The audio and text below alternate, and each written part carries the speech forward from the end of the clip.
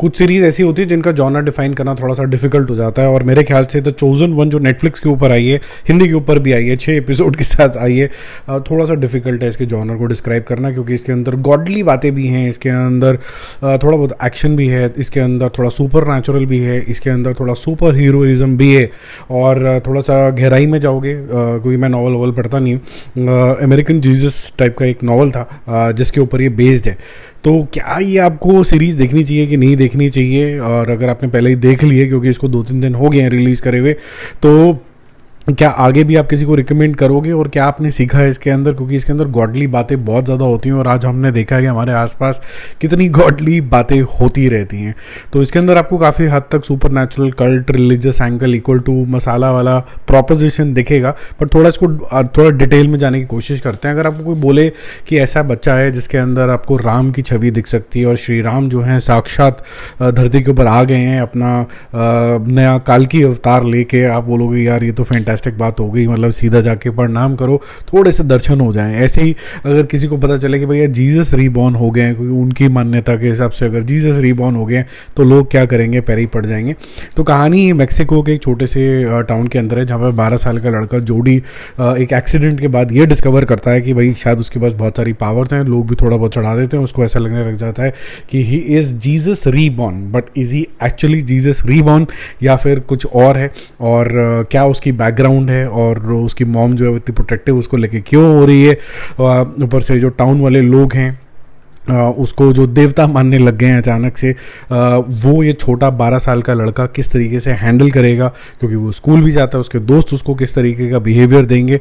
तो आपको उस तरीके से इसको देखना पड़ता है कि क्या ये सुपर नेचुरल है, क्या ये जेन्युइनली गॉडली है, या फिर कोई भ्रम है। तो उस एंगल में ये जाता है। तो जो रियल आइडेंटिटी है जोडी की, वो थोड़ी सी मैं ये बोलूँगा कि मेकर्स ने ज़्यादा बहुत लेयर करने की कोशिश नहीं करी है। वो थोड़ा सा आपको बता दिया जाता है कि इस डायरेक्शन में आपको सोचना है। शायद वो चाहते हैं कि ये जो सस्पेंसफुलनेस है उसके ऊपर ना रहे, बल्कि गॉडली डिबेट के ऊपर रहे।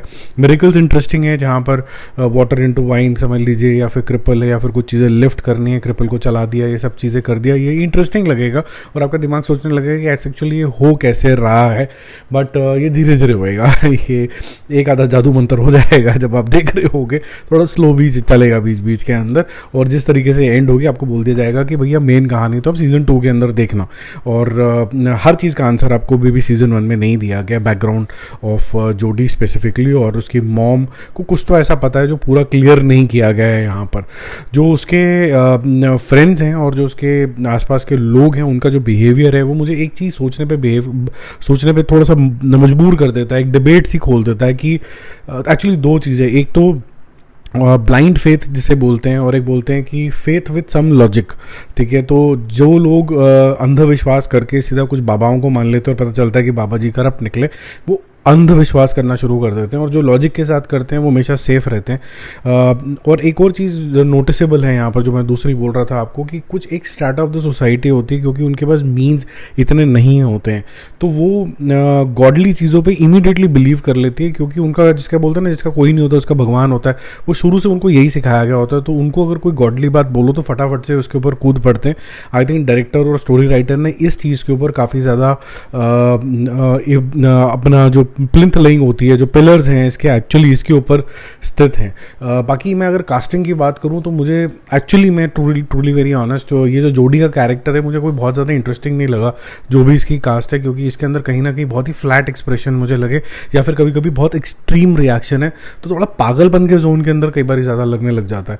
तो मुझे थोड़ा सा इराटिक टाइप का बिहेवियर लगा। मुझे लगा कि शायद इस तरीके की अननोन टेरिटरी वाले जो होते हैं कि मुझे अचानक से सुपर पावर आ गई, देन आई एम एक्सप्लोरिंग, तो ऐसे हमने बहुत सारी मूवीज़ देखी हैं। ब्लू बीटल देखी अभी हमने, उससे पहले शज़ैम देखी, तो उसमें कई सारे तरीके के वेरिड एक्सप्रेशंस आ सकते हैं, और यहाँ पर बहुत ही फ्लैट रहा थोड़ा मामला। जानबूझ के रखा है कि ऐसे ही प्लान्ड था, आई डोंट नो, बट अभी जब स्क्रीन पे देख रहे हो तो आपको थोड़ी सी कमी महसूस होती है। बाकी म्यूज़िक और जिस तरीके का टाउन ये दिखाया गया है वो काफ़ी ज़्यादा ब्यूटीफुल है, क्लियर स्काई है, और बहुत ही ज़्यादा नीट एंड क्लीन तरीके से यहाँ पर दिखाया गया है। तो आपको एक रोशनी का आभास भी होता रहता है कि there is is something godly nearby, ठीक है, तो डार्क फोर्सेस वाली फीलिंग नहीं आती है।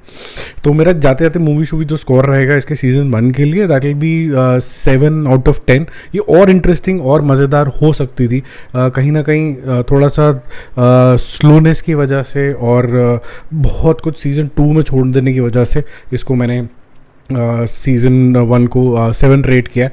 इसको देखते देखते कहीं ना कहीं मुझे रैग्नारॉक जो एक थॉर के ऊपर जो कहानी नेटफ्लिक्स की है उसकी भी मुझे थोड़ी थोड़ी याद आई, क्योंकि उसके अंदर भी यही हुआ था।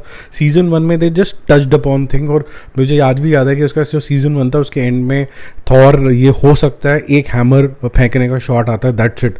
तब तक सिर्फ बिल्डअप ही चल रहा होता, तो बहुत कुछ यहाँ पर भी इसी तरीके का ही है। बाकी जल्दी मिलते हैं और रिव्यूज़ के साथ। Stay connected. If you are liking this content, don't forget to subscribe and press the bell icon.